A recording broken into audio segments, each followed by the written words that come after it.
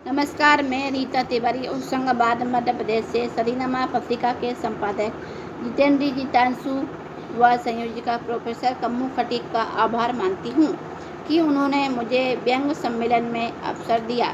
मेरे व्यंग का शीर्षक है, अरे भाई यह कैसा पौधारोपण। मंत्री जी इस बार अपना जन्मदिवस पौधारोपण कर मनाना चाहते थे। फिर क्या था, पीए को बुलाया और कह डाला, हमारे जन्मदिवस पर पौधारोपण होना चाहिए।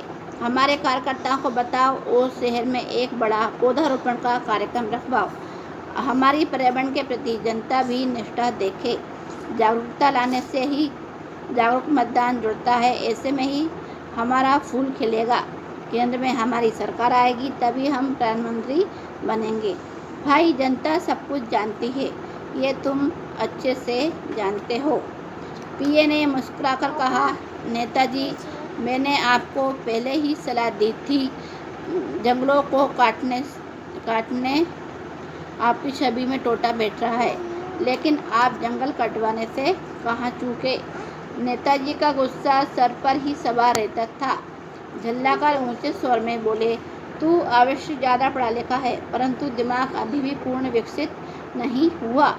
अगर जंगल ना कटवाया होता तो हम चुनाव ना जीते होते। तीसरी बार सांसद बनने के लिए इन पेड़ों का हमारे जीवन में बड़ा योगदान है। इन्हीं के कारण ही हमें पार्टी की टिकट मिली। इनके कारण ही हम चुनाव लड़े और जीते। इनके कारण ही लोगों के मन में भय बनाया, तभी लोगों की बढ़ चढ़कर हमें प्रीति मिली। कई अफसरों के चहेते बने, जनता के चहेते बने, अपनों के लाडले बने। और तू कहता है जंगल कटवाने से हमारी छवि में टोटा बैठा। अरे टोटा क्या, विपक्ष ने इस बात से हमारा खूब प्रचार प्रसार किया और हमने भी जोरदार खंडन करके अपना दमखम दिखा दिया। अरे जंगल ही कटवाया है, कोई चोरी थोड़ी की है। चलो अब हमें प्रधानमंत्री बनना है।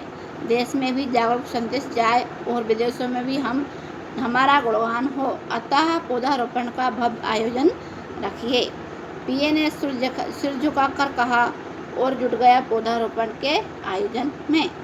कार्यकर्ता में एक एक पौधा हाथ में थामे नेताजी के आने के इंतजार में थे। नेताजी का 3 घंटे से अता पता नहीं था। मीडिया के कैमरे भी बेसब्री से नेताजी को ढूंढ रहे थे। आयोजकों ने फोन लगाया तो बताया, अभी और भी जगह पौधारोपण के कार्यक्रम हैं। बस 10 मिनट में भाषण खत्म कर नेताजी निकलने वाले हैं। नेताजी आए तो जनता देखने को टूट पड़ी।